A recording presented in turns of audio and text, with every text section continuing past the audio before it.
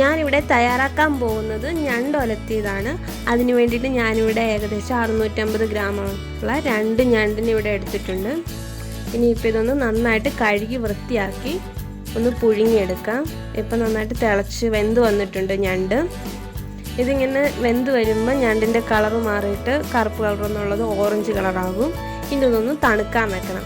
തണുത്തതിന് ശേഷം വേണം ഇത് നമുക്ക് പൊട്ടിച്ചെടുക്കാൻ.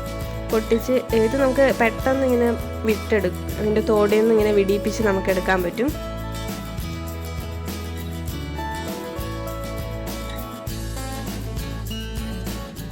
ഇതിൻ്റെ ഉള്ളിലെ ഭാഗമാണ് നമുക്ക് മെയിനായിട്ട് കഴിക്കാനുള്ള കിട്ടുക. ഇതിൻ്റെ സൈഡിൽ നിന്നുള്ള ഇതെല്ലാം വൃത്തിയാക്കി എടുക്കണം. നന്നായിട്ട് കഴുകി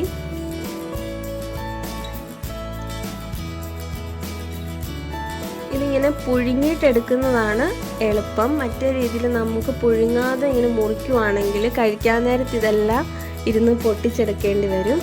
അപ്പോൾ അതിനേക്കാളും എനിക്ക് എളുപ്പമായിട്ട് കഴിക്കാൻ കുറച്ചും കൂടെ എളുപ്പം ഇങ്ങനെ ചെയ്യുന്ന തോന്നിയത്. അതുകൊണ്ടാണ് ഇതിങ്ങനെ ചെയ്തത്.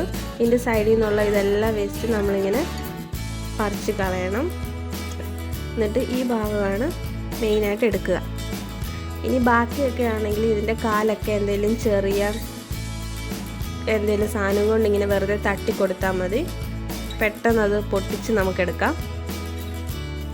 ഇതുപോലെ എല്ലാം നമുക്ക് വൃത്തിയാക്കി എടുക്കണം. വൃത്തിയാക്കി എടുത്തിട്ട് നന്നായിട്ട് കഴുകി വീണ്ടും ഇത് ചെറിയ കഷ്ണങ്ങളൊക്കെ ആക്കി മുറിച്ച് നമുക്ക് കറിക്ക് പാകത്തിന് വേണ്ടി തയ്യാറാക്കിയെടുക്കാം.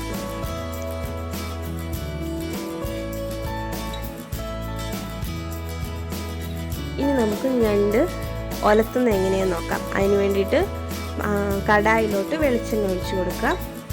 ഇനി അടുത്ത് ഞാനിവിടെ ചെറിയ ഉള്ളി എടുത്തേക്കുന്നത്. നിങ്ങൾക്ക് ചെറിയ ഉള്ളി എടുക്കണമെന്ന് നിർബന്ധമൊന്നുമില്ല, സവോളയാണെങ്കിലും മതി. പക്ഷേ ഒലത്തുന്നതിന് ഇപ്പം എന്തെങ്കിലും ഒലത്താനുള്ളതാണെങ്കിൽ അതിന് നല്ലത്, ടേസ്റ്റ് കൂടാൻ ചെറിയ ഉള്ളിയാണ് നല്ലത്. ഇനി ഇതിലോട്ട് ആവശ്യത്തിന് ഉപ്പ് ചേർത്ത് കൊടുക്കുക. എന്നിട്ട് വീണ്ടും നന്നായിട്ട് ഇളക്കുക. എരിവിനനുസരിച്ച് 3-4 പച്ചമുളക് ചെറുതായിട്ട് അരിഞ്ഞത് ഇട്ട് കൊടുക്കുക. വീണ്ടും നന്നായിട്ട് ഇളക്കി അതിലോട്ട്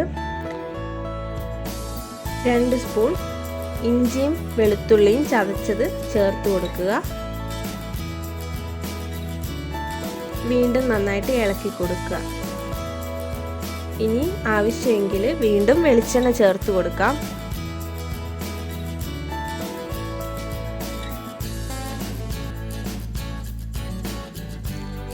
ഇനി ഇതിലോട്ട് 1 സ്പൂൺ ഗരം മസാല ചേർത്ത് കൊടുക്കുക.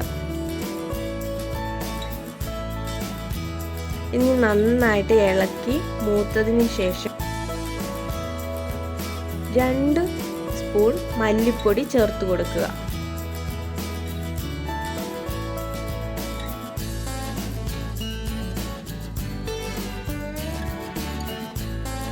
വീണ്ടും നന്നായിട്ട് ഇത് ഇളക്കി മല്ലിപ്പൊടി ഒന്ന് മൂത്ത് കളറൊക്കെ മാറിയതിന് ശേഷം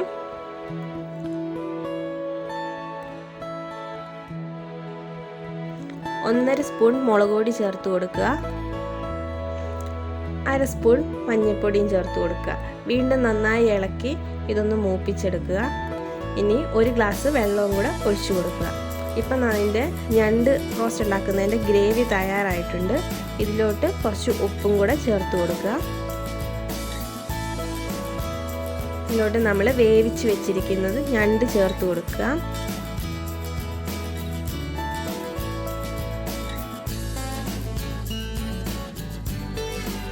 ഇനിയിപ്പം ഞണ്ട് നന്നായിട്ട് വെന്തത് കൊണ്ട് ഇതിൻ്റെ ഗ്രേവി ഒന്ന് ഞണ്ടിലോട്ട് പിടിക്കാൻ വേണ്ടി ഒന്ന് 3 മിനിറ്റ് മൂടി വെച്ച് വേവിച്ചാൽ മതി.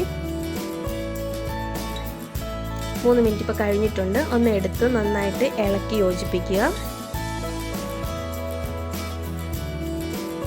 നന്നായിട്ട് ഇളക്കി ഒന്ന് യോജിപ്പിച്ച് ഒന്ന് വെന്ത് കഴിയുമ്പോൾ ഒരു 2-3 മിനിറ്റ് ഒന്ന് വേവിക്കാൻ വീണ്ടും വെച്ചിട്ട് ഇനി കടുക് താളിക്കാം.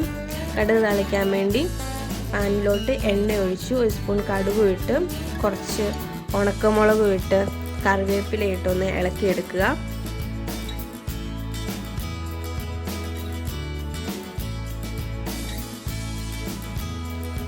ഇനി ഇത് നമ്മൾ തയ്യാറാക്കി വെച്ചേക്കുന്ന ഞണ്ട് റോസ്റ്റിലോട്ട് ഇട്ട് കൊടുക്കുക.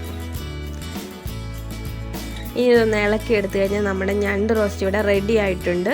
എല്ലാവരും ഇത് ട്രൈ ചെയ്ത് നോക്കിയിട്ട് അഭിപ്രായം കമൻറ്റ് ചെയ്ത് അറിയിക്കണേ.